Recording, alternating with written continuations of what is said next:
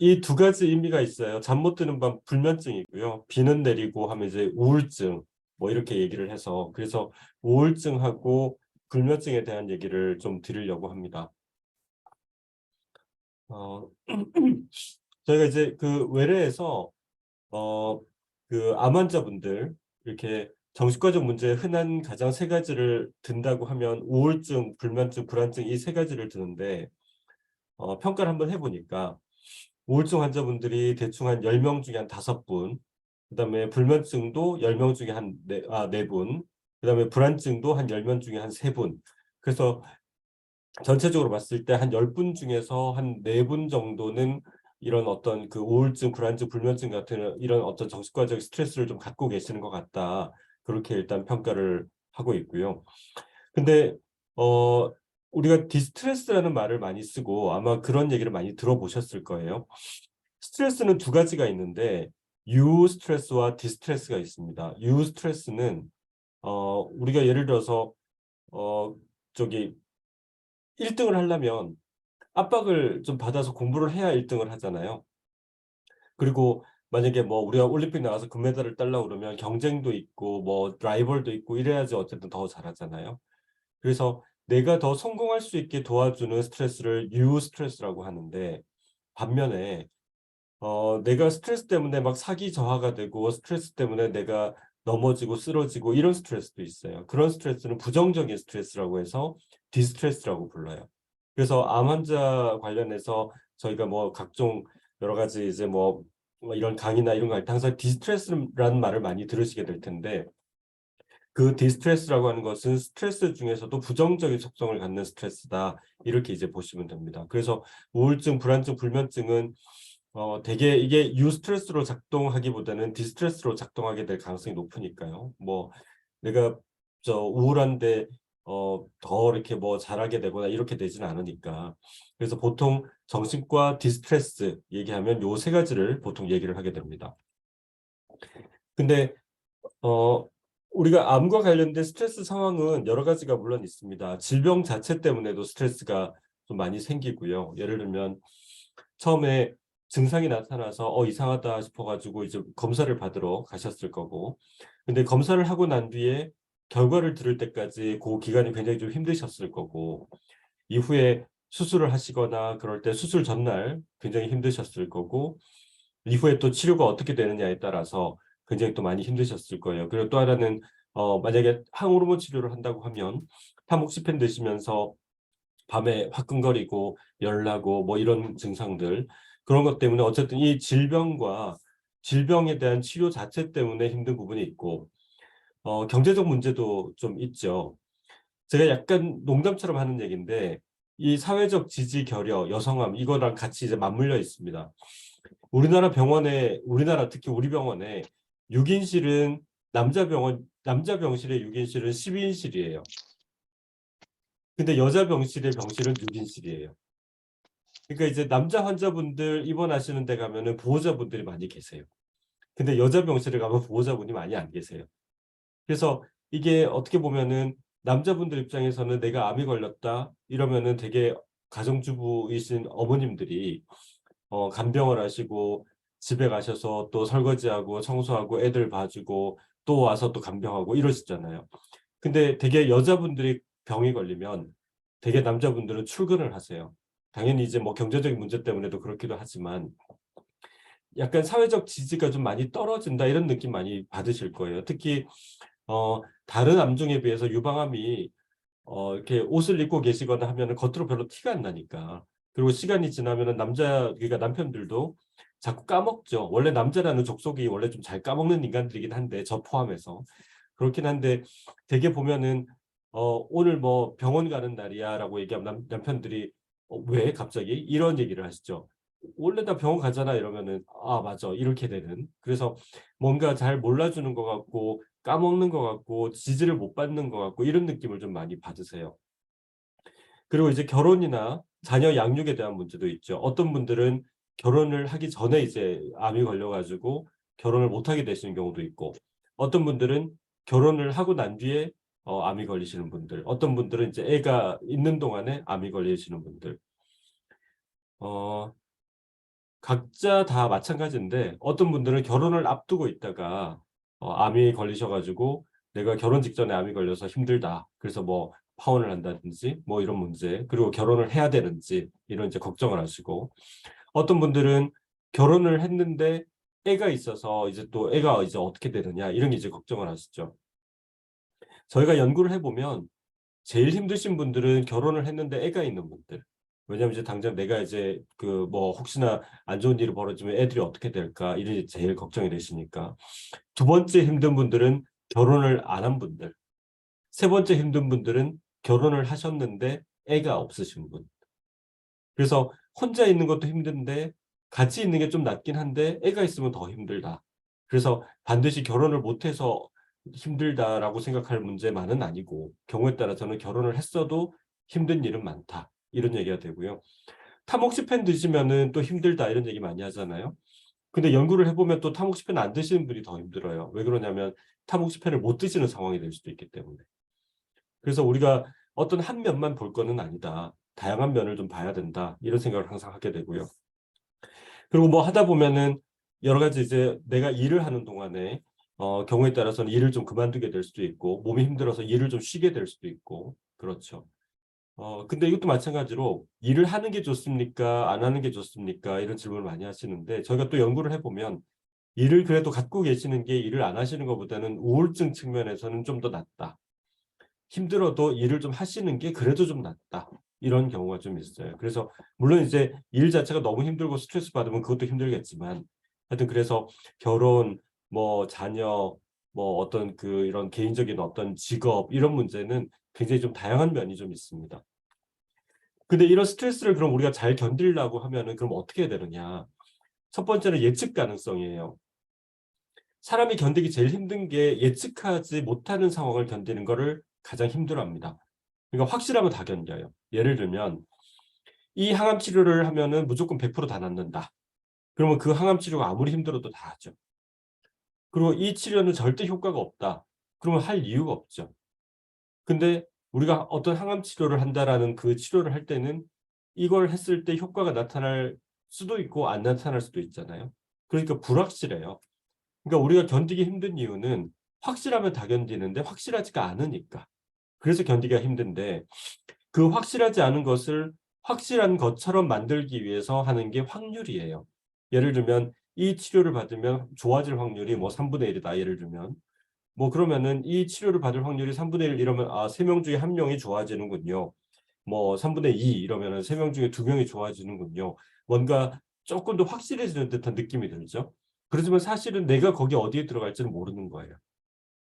그러니까 불확실한 건데 불확실한 거를 약간 확실한 것처럼 보이게 만드는 매직.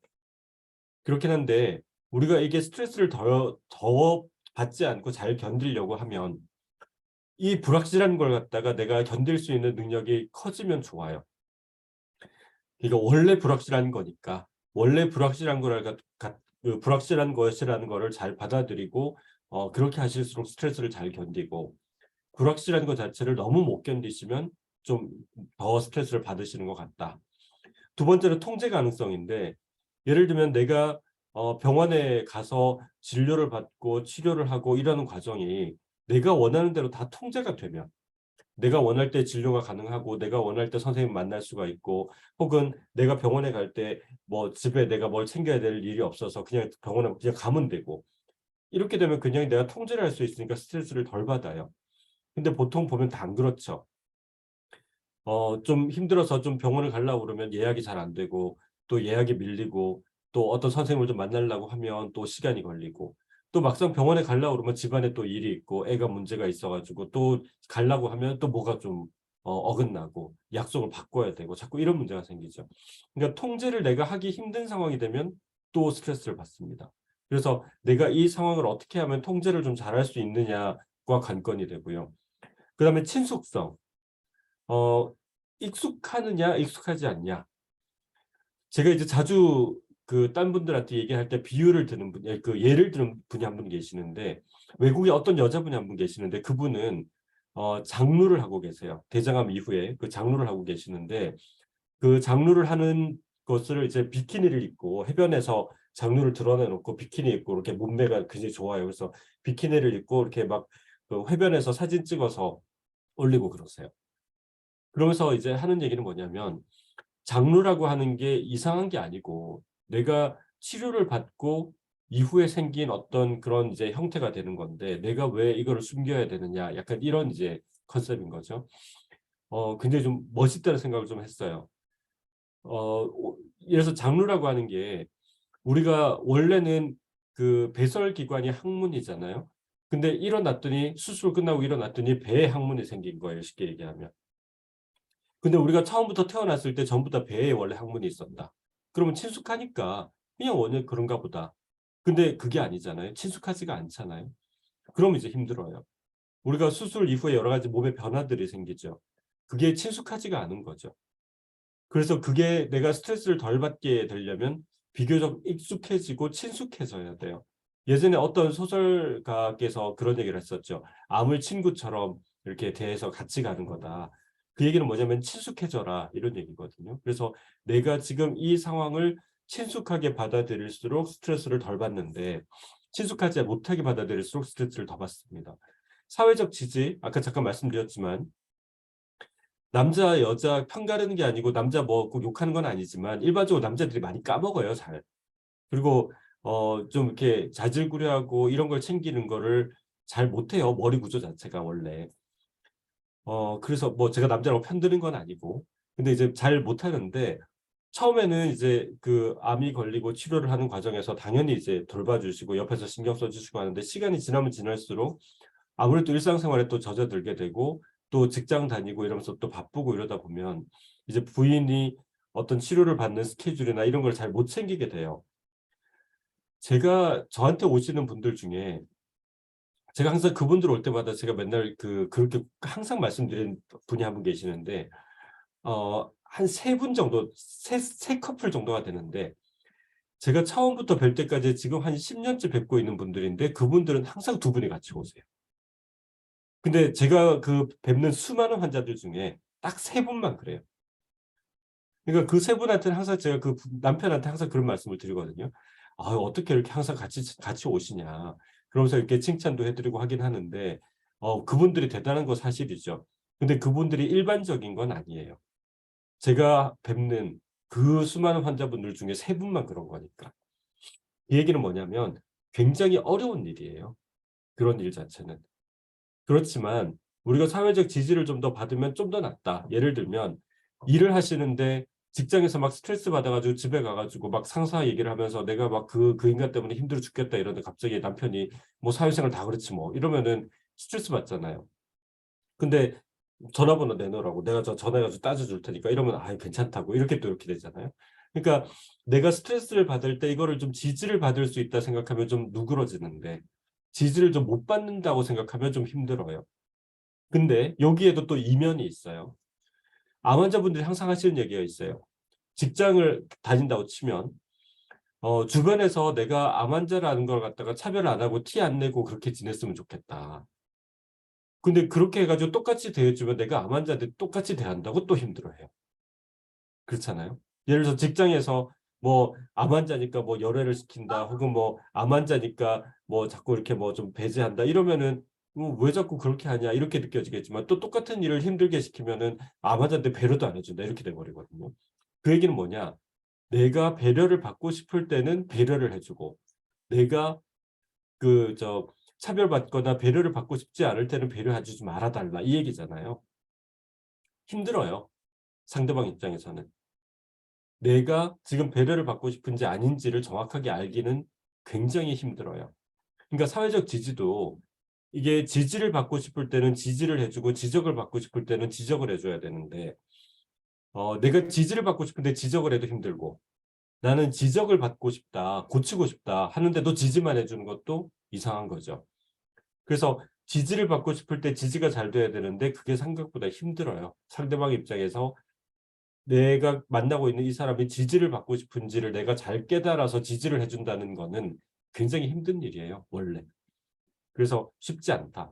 성격 특성 및 소질, 내가 원래 좀 둥글둥글하고 그냥 잘 넘어가는 스타일이면 그냥 잘 넘어가겠지만 그게 안 되면 또 힘들겠죠. 그래서 이제 우울증을 보통 얘기를 하는데 우울증을 마음의 감기라고 얘기를 하는데 감기는 두 가지 속성이 있습니다. 첫 번째는 금방 나아요. 두 번째는 또 걸려요. 그러니까 감기라는 게 원래 그렇죠. 그래서 우리가 우울증이 있으면은 또 좋아질 수도 있고 그렇지만 또 안 좋아지면 또 있을 수 있다. 우울증 증상이 되게 아무것도 하기 싫고 귀찮고 재미가 없고 어떤 분들은 식음을 전폐하고 잠만 자는 사람이 있는가 하면 어떤 사람은 막 먹기만 하고 못 자는 사람도 있죠. 그래서 식욕하고 잠은 둘 다 가능해요. 안절부절 못하고 아무것도 하기 싫고 피곤하고 기운이 없고 죄책감이 시달리고 집중이 잘 안 되고 생각이 잘 안 나고 그리고 자꾸 죽고 싶다 이런 생각을 해요.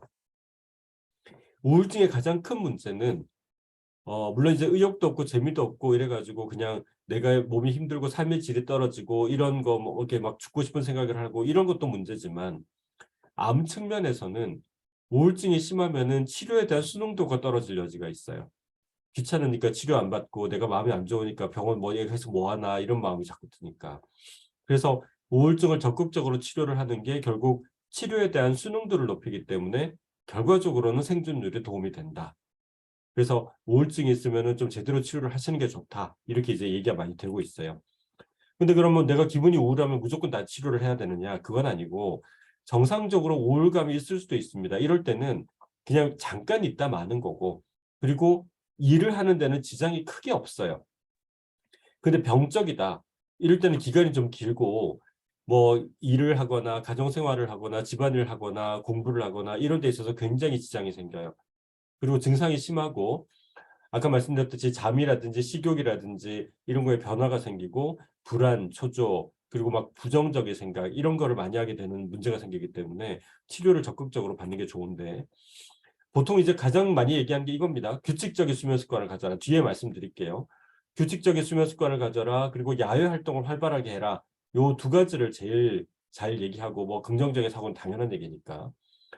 규칙적인 수면 습관은 우리가 뒤에 조금 더 말씀을 드리겠지만 지금 그냥 말씀을 드릴게요. 사람들이 규칙적인 수면 습관을 가지라고 얘기하는데 규칙적인 수면 습관을 어떻게 갖는지는 얘기를 아무도 안 해줘요. 아마 뭐 많은 언론에서 뭐 책에서 뭐 기사에서 규칙적인 수면 습관을 갖는 게 좋다라는 말은 써 있을 거예요. 근데 그럼 규칙적인 수면 습관을 갖는 게 뭐냐? 거기에 대해서는 안 써 있어요. 규칙적인 수면 습관이란 건 뭐냐면 내가 7시간 잔다고 가정을 하면 17시간이 활동이 필요하거든요. 그게 하루 24시간. 그럼 내가 7시에 일어난다고 가정을 하면 그러면 12시에 눕는 게 규칙적인 수면 습관이에요. 내가 6시에 일어난다 가정하면 11시에 눕는 게 규칙적인 수면 습관이에요. 우리가 잠을 잘 때 하루의 시작은 자기 시작하는 게 아니라 아침에 일어나는 게 하루의 시작이에요. 그래서 11시에 자고 6시에 일어나는 게 규칙적인 수면 습관인 게 아니라 6시에 일어나고 11시에 눕는 게 규칙적인 수면 습관이에요. 뒤에 다시 좀 말씀드릴게요. 두 번째는 활발한 활동을 하셔야 돼요. 우리가 다리가 부러졌는데 예를 들어서 다리가 부러졌는데 재활치료 받으라고 했더니 다리가 아파가지고 재활치료 못 받겠어요. 그럼 치료가 안 되는 거예요. 다리가 아파도 재활치료를 받으러 가서 재활치료를 해야지 다리가 낫죠. 우울증이 심하면 밖에 나가자고 그래도 내가 우울증이 심한데 우울증이 좀 좋아져야 나가든지 하지 내가 기분이 이런데 어떻게 나가냐라고 얘기하시는데 좋아지자고 나가자고 하는 거예요. 그래서 좋아지려면 활동을 하셔야 돼요. 근데 힘들죠. 힘들지만 목적이 좋아지자면, 좋아지려고 한다면. 그래서 이제 그런 생각들. 또 하나는, 이게 죽음에 대한 얘기를 자꾸 하게 되기 때문에 좀 이렇게 자꾸 죽고 싶은 생각이 들거나 그럴 때는 주변 사람한테 알리거나 치료를 좀 적극적으로 받거나 이런 게 좀 필요해요. 보통 이제 가족들도 처음에는 막 내가 죽고 싶다 이런 얘기하면 깜짝 놀라서 이렇게 보다가 그게 계속 반복되면 그냥 그러려니 하거나 자꾸 이렇게 흐지부지 되면서 혹은 이제 말을 잘 못 꺼내게 만들어요. 그런 얘기 하지 마라라든지 자꾸 그런 소리 하지 마라. 그러면 얘기를 잘 못하게 되거든요. 그러면 혼자 생각만 하다가 이제 또 문제가 생기는 거예요. 그렇기 때문에 그런 것보다는 조금 이제 좀 얘기를 하고 터놓을 수 있는 분위기를 가족들도 같이 만들어 주시고 그런 게 필요합니다. 아까 말씀드렸다시피 지지와 지적입니다. 지지와 지적. 지지를 받고 싶은데 지적을 해주면 힘들어요. 예를 들면 친구가 있는데 뭐 내가 최근에 어떤 문제가 있어서 너무 누구를 만났는데 힘들다.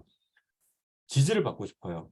근데 이제 친구가 와서 예, 그래, 너 힘들었겠구나. 근데 내가 봤을 때 말이야, 너는 이렇게 얘기하면 그건 지지를 해주는 게 아니라 지적을 해주는 거죠.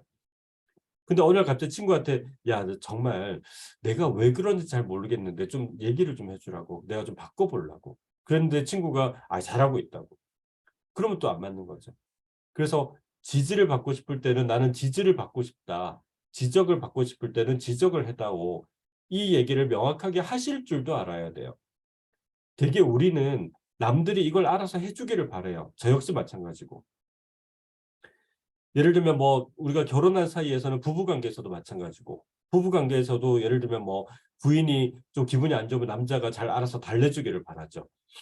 그렇잖아요. 그리고 또 뭐 우리가 뭐 부녀 관계도 그렇고 부자 관계도 그렇고. 근데 생각해 보세요.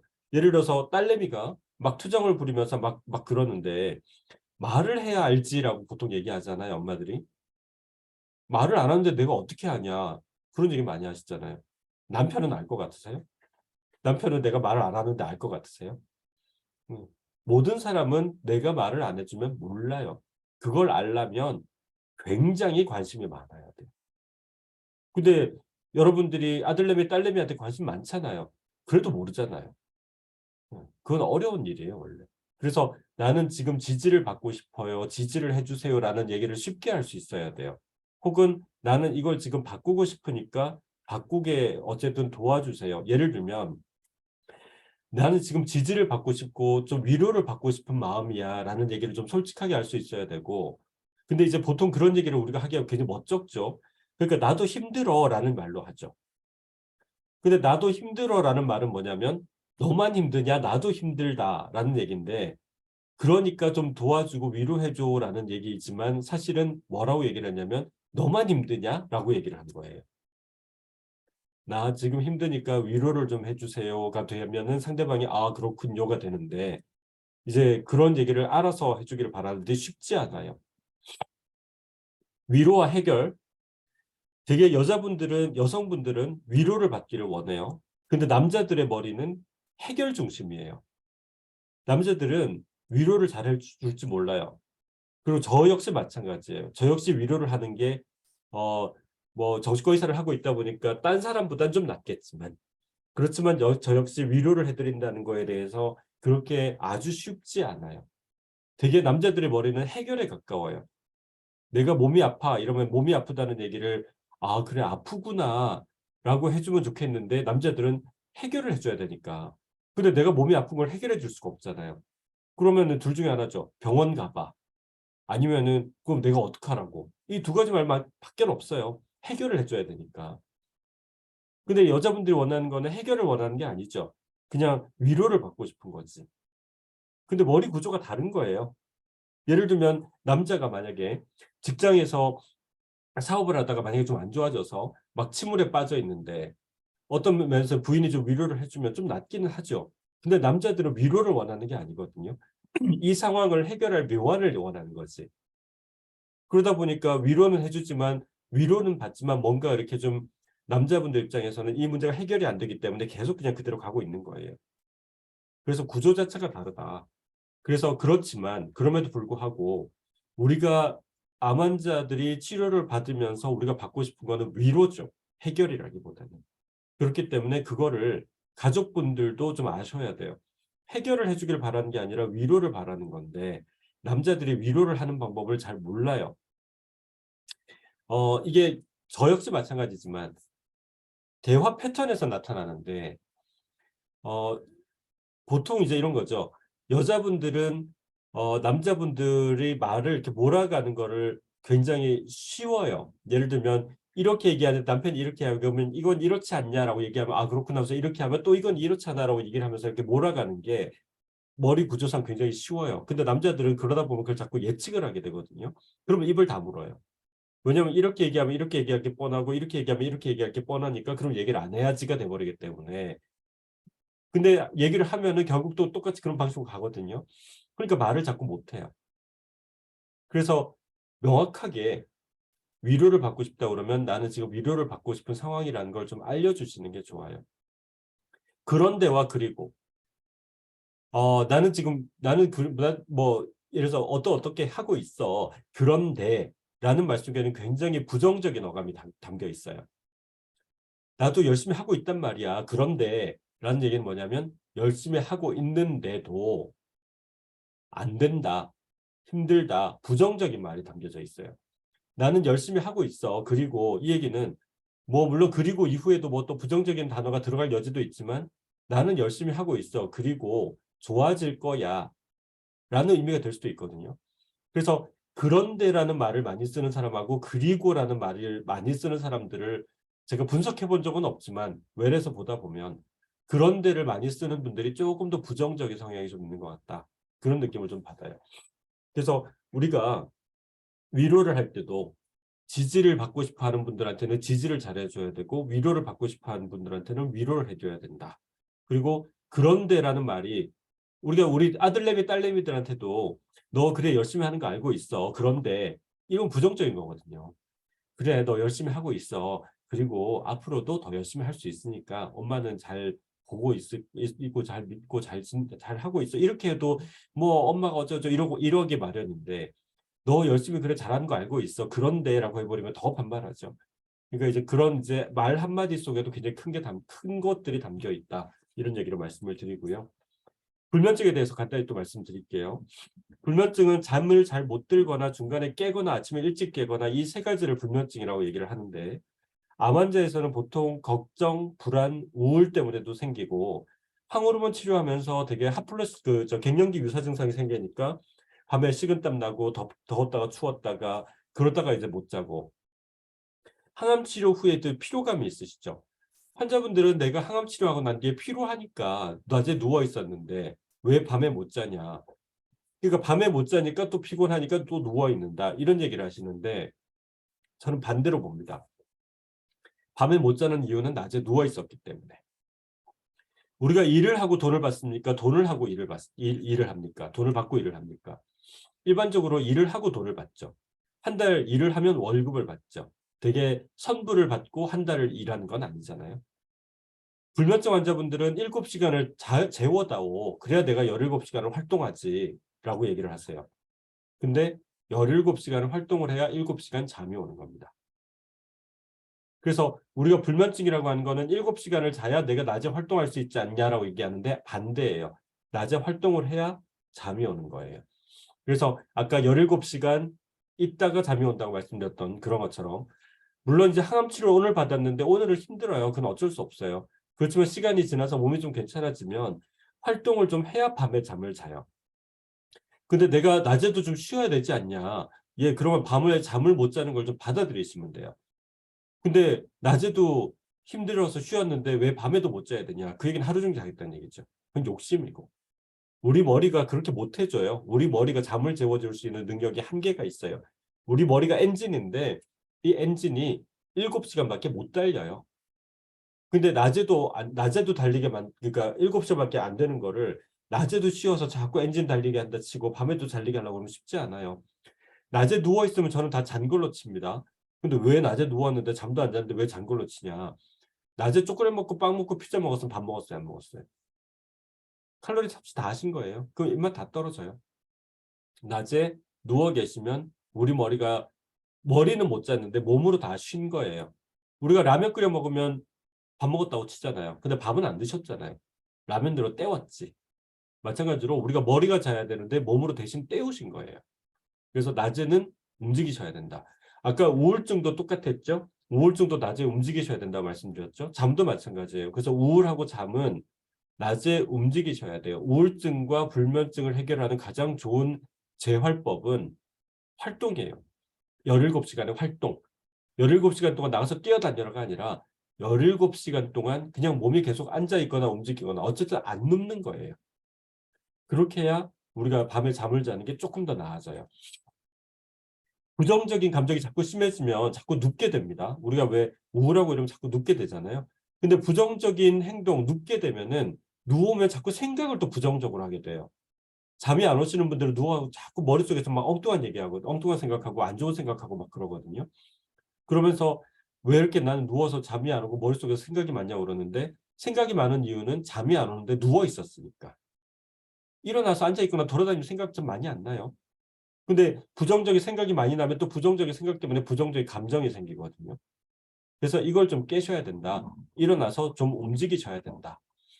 그래서 아침에 몇 시에 일어날지 좀 명확하게 하시고 그 다음에 거기에 맞춰서 7시에 일어나도 아침에 12시에 잔다. 이렇게 자는 시간을 설정하고 웬만하면 낮에 눕지 말고 밖에서 활동하시다가 시간이 되면 들어가시고 시계 보지 말고 그런데 늦게 잤더라도 일어날 시간 되면 무조건 일어나서 낮에 눕지 마시고 이렇게 좀 하셨으면 좋겠습니다. 환자분들 낮에 누워있기만 했다고 그래요. 낮에 누워있었으면 그건 잔 거예요. 어제 잠을 못 자서 보충했다. 어제 저녁 안 드셨다고 낮에 2그릇 드세요? 그러니까 어제 저녁 안 먹었다고 난 2그릇 먹겠다밖에 안 되는 거죠. 오늘 저녁에 내가 잠을 쓰는 걸 미리 땡겨 쓰는 거예요. 잠이 안 와서 누워만 있었다. 잠이 안 오면 누워 계시지 말고 앉아서 TV 보거나 책 보거나 움직이세요. 일찍 누워도 잠이 안 온다. 원래 일찍 누우면 원래 잠이 안 와요. 예를 들어서 내가 7시에 일어났다. 그럼 12시에 잡아요. 근데 환자분들은 내가 9시에 자고 싶으니까 9시부터 누워있는데 잠이 안 오는데 12시나 돼야 겨우 잠든다고 그러는데 일어난 거 7시. 7시에 일어나시면 원래 12시에 잠들어요. 그러니까 9시에 누울 필요가 없어요. 제일 베스트는 11시에서 6시. 11시에서 6시에 주무시고 6시부터 일어나서 돌아다니시고 이게 몸에 배시는 게 가장 좋은 수면 습관.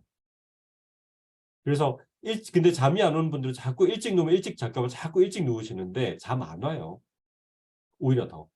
수면제 먹고 일찍 누워도 잠이 안 온다. 수면제 일찍 드신 거예요. 수면제는 아침에 일어나기 7시간 전. 자기 30분 전이 아니라. 왜냐면 자기 30분 전에 먹으라고 그러면 내가 9시에 자고 싶으면 9시에 30분 전에 먹어요. 일어나는 건 7시인데. 그럼 잠 안 와요. 아침에 7시에 일어나기로 했으면 12시에 잠이 올 거니까 수면제도 12시에 30분 전에 드셔야지. 그러니까 자고 싶은 시간이 아니라 잠이 올 시간에 30분 전이어야 되는 거죠. 이 얘기는 아침에 일어나기 7시간 전. 그래서 수면제 드시는 시간도 굉장히 중요합니다. 그런 것도 신경 쓰셨으면 좋겠고요. 마지막으로 복식호흡. 숨을 천천히 5초 동안 들이셨다가 숨을 천천히 5초 동안 내쉬는 거예요.